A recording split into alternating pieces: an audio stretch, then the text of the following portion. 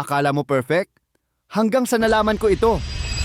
Sa unang tingin, solid ang idea ng Avidus Power Bank na may 10,000 mAh capacity at kasamang dalawang cables, isang Type-C at isang Lightning.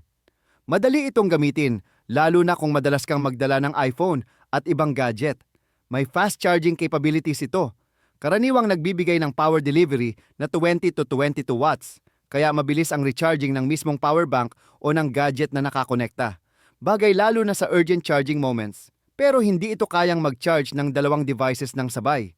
Sa madaling salita, maganda at madaling gamitin dahil sa 10,000 mAh capacity at built-in cables. Efficient sa fast charging, but kulang sa simultaneous dual device support. Good for solo charging sessions, hindi pang dalawang gadgets ng sabay.